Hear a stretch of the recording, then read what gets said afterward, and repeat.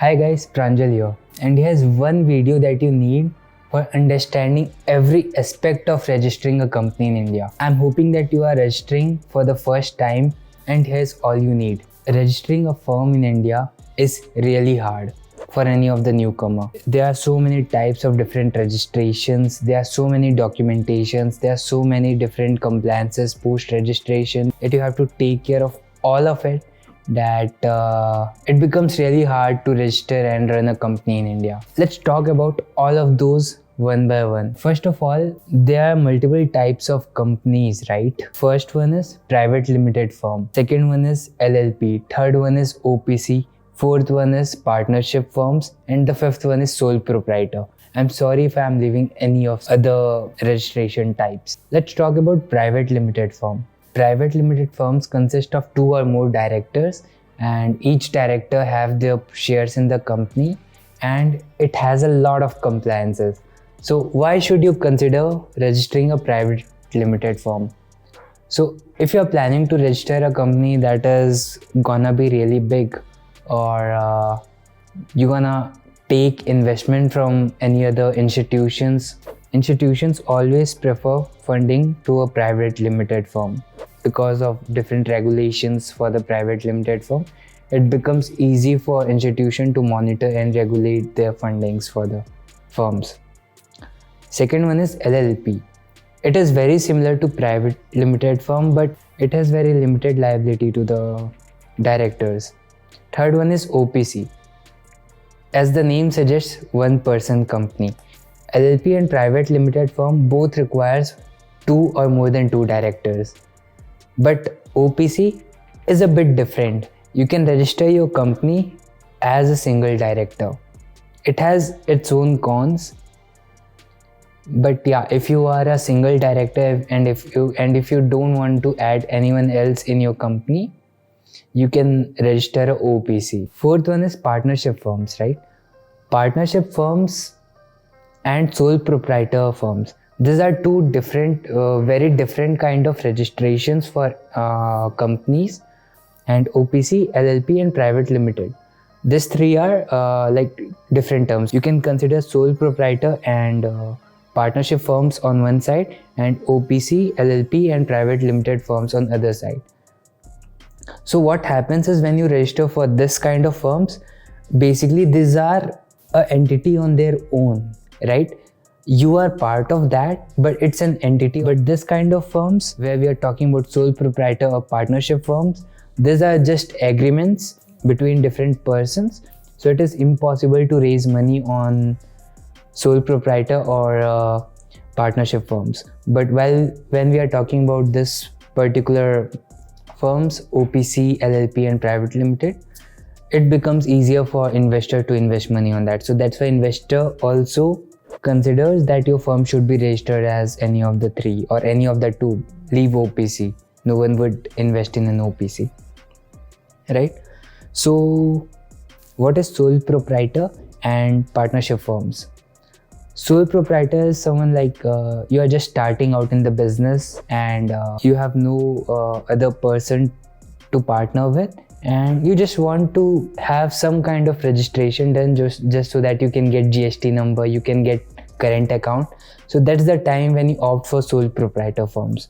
So a lot of kirana stores or service providers who are just single-handedly running the firms, they register for sole proprietor firms. Similar to that is partnership firms. Partnership firms are like a mutual agreement between multiple persons, that they would be having this much of profit gain from the firm. But these both are liability based. That means that if the firm is taking loan, you will be liable to pay back the loan. But when we are talking about OPC and other 2 firms, these are limited liability or no liability firms. That means that no liability passes on the directors. So this is a benefit to this segment of registration. While here you will be liable to pay back the loan and other things, or the other legalities that directly passes on to the people who are part of it, right? So As a partnership firm, you basically it is based on mutual agreement that okay, on every of the profit and loss, this would be my stake. Suppose there are 2 or 3 person, they mutually agree for 33% of the stakes of the firm, of the company. It won't be a stake, but it would be a mutual agreement that okay, on every profit and on every loss, this would be my investment and this would be my personal gain for this. So these are all agreemented, and you can get current account for both of these firms. Enough of gyan on types of firms. Today I'm just gonna talk about registering a private limited firm because that's where my experience lies, right? And one thing that I want to tell everyone who is just starting out is, I'm sorry for being so pessimistic, but it is very hard to start a business in India.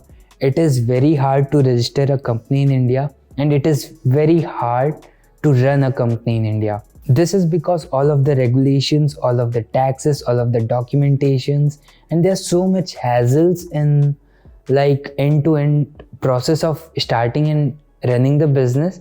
It's just that it is so much of headache. So when you are forming your mind to register a company, I hope you are prepared for that, because this is what it takes, right? So let's get started without any bullshit.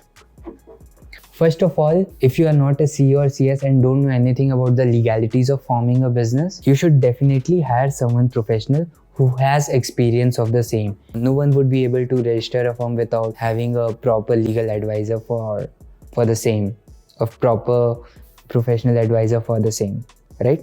So your first task should be getting quotation from different CA firms all across your city, as well as some websites that offer such services such as Vakil Search or India Filings or other companies that provide similar services.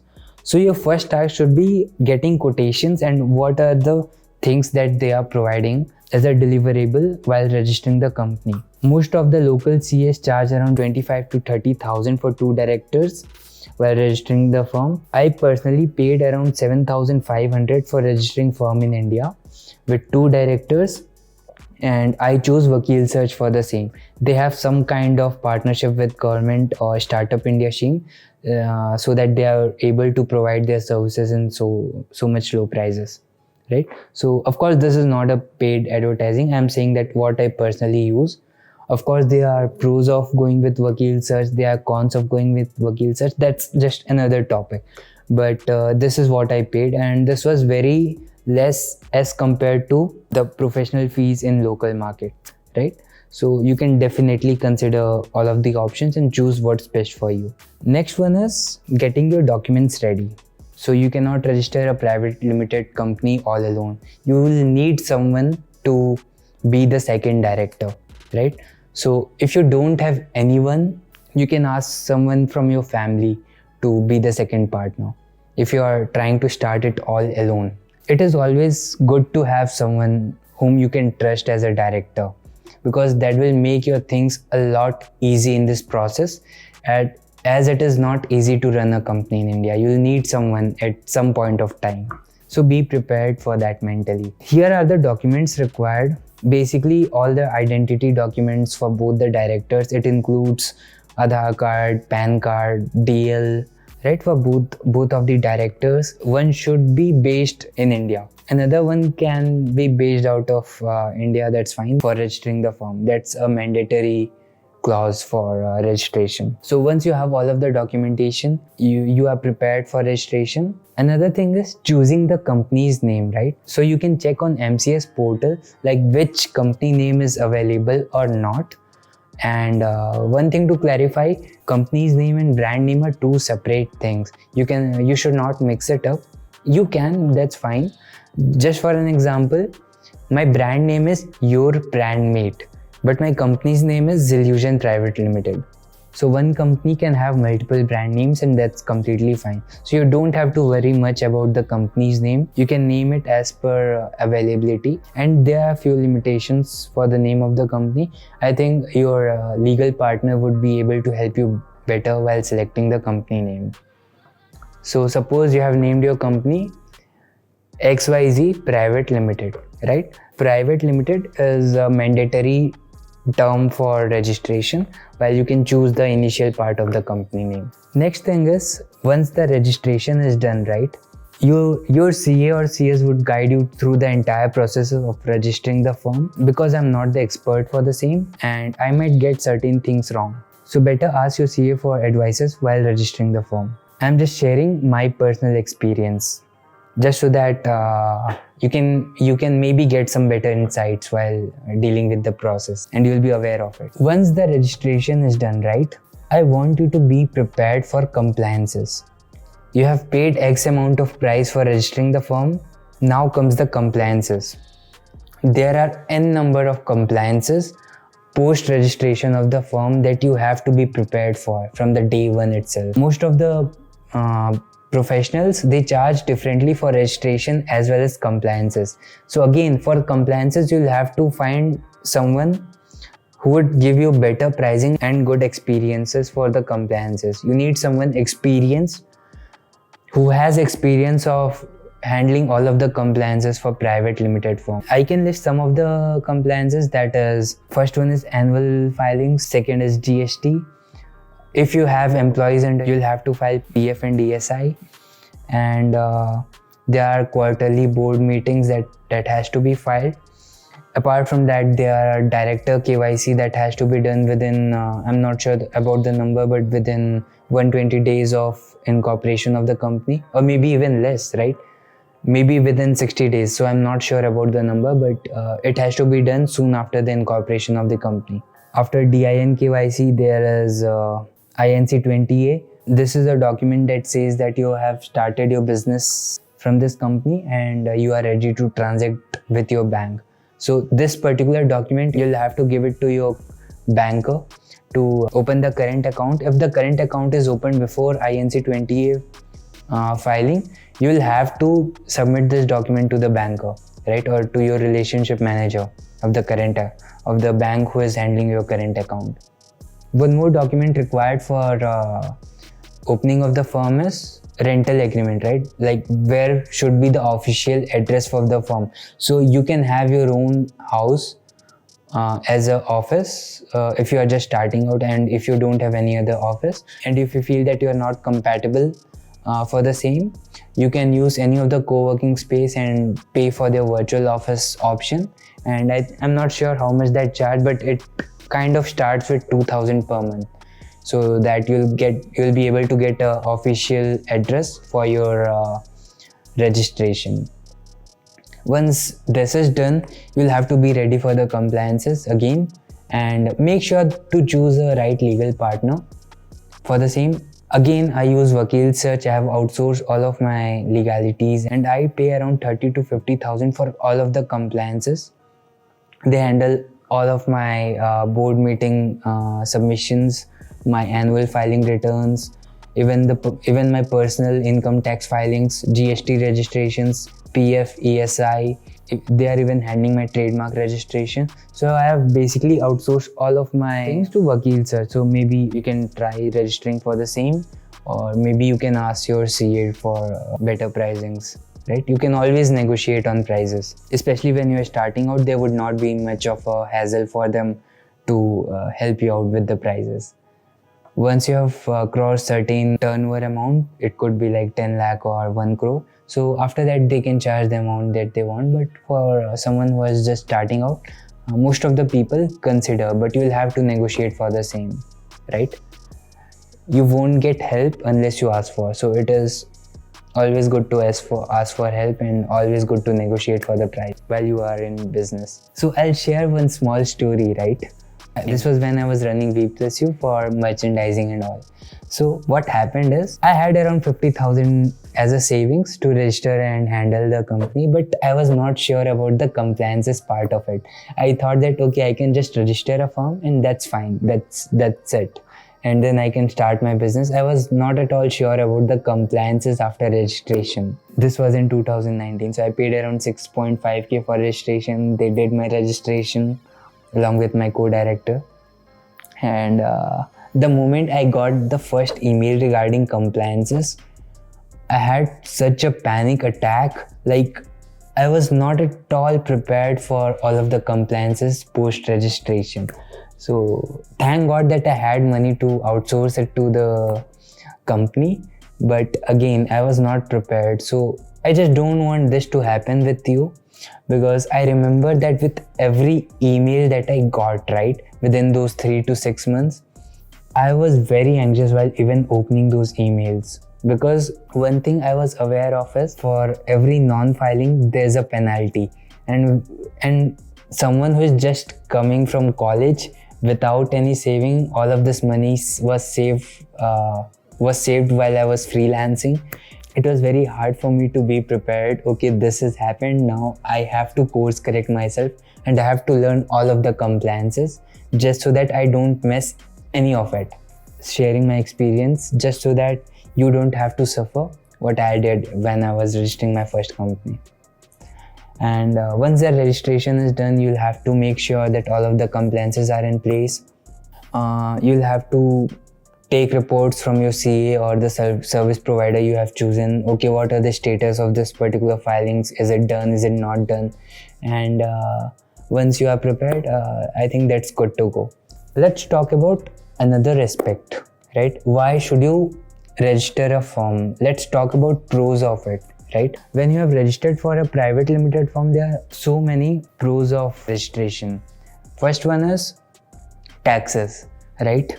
So if you are dealing all of the transaction from your personal account, after a certain amount of point, you will be paying a huge tax on your income, right? But profit of registering a private limited firm is that you will be only charged tax on your profit. Suppose you have for the entire year you have done around 10 lakhs of income or 10 lakhs of revenue, right? But after 10 lakh of revenue, you have done around maybe 30% of profit, so it is around 3 lakhs of profit. So you won't be paying tax on entire 10 lakhs but just on the 3 lakhs, right? So corporate taxes straightforward 30% of the profit. You will be paying taxes only on the 30% of it. So this becomes a huge benefit to the firms. Second one is, if you are seeking funding, right? No one would invest in a sole proprietor or partnership firm or even OPC. So the only possible way to get funds, and of course just registering a firm is not a promise that you'll get funds, but this is one of the important criteria to get firm. So you'll have to be properly registered while following all of the compliances to register a firm. Again, one thing I forgot while telling you the registration part is that there's something named as paid up capital, right? So based on the stakes of the directors, suppose there are two directors each holding 50 and 50% of the company, and you have decided that your paid up capital would be around 1 lakh. So each of the director, based on their stake, would be paying the paid up capital. So 1 lakh divided by 2, that is 50% both, would be 50,000 each. So soon after the company is registered and your current account is opened, you will have to put that money in the bank. This could be via check or through internet transaction, but you will have to do it. So make sure that you are prepared for the paid up capital. If you don't have that much of amount for that, you can have paid up capital as low as 10,000 or maybe even lower, right? So your CA would suggest the right number for that. So you should be prepared for paid up capital too. This money won't go anywhere. This would be on your bank account. Second pros is, if you are a services business, right, and you want to play bigger games in the business, you won't get any bigger projects until and unless you are a registered company. It's just because of different compliances and regulations that a private limited company has and its director has to follow. These regulations make all of the stakeholders gain more trust for the business rather than a sole proprietor partnership firm. So the major advantage are taxes. Second one is the credibility you'll get for the business deals. Third one is you'll get a check mark on one of the criteria for angel investor or VCs, that okay, they are registered firm. Of course, this is not all, but yeah, these are the few benefits of registering for a private limited firm. Do you need to have employee for registration of private limited firm? No. all you need to have is two directors. One, yourself. Second could be your friend, your partner who want to do business with you, or in worst case scenario, it could be one of your family member too. And I hope all of this answered all of the doubts that you might have. And of course, this is not a proper legal advice while registering the firm. I'm just sharing my experience and my insight of how I registered the firm and things that I have learned while registering the firm, just so that I can help my fellow founders who are just starting out, or fellow freelancers who are just starting out. Hello guys, so here's a bit of disclaimer that all of the video and insights that you have seen, right, these are my personal experience as someone who has registered his business twice, and someone who has also suffered different things while making mistakes and learning from those mistakes, right? So I just share this insight just so that no one else have to commit mistake that I did, and it would be helpful, and it would be helpful to the fellow founders and freelancers who are just trying to scale their businesses. So my entire point of making this video was just so that I could share some of the stories, some of the insights and things that you'll have to be prepared for while registering your first company. So this is not at all a legal advice, and I would ask you to take suggestions and maybe make a list of doubts that you might have and ask your legal advisor or the company that you have chosen for your all of the legal things and for registration of your company. So I hope this was helpful, and I hope that you like and you would subscribe to this channel for more of such videos. Bye.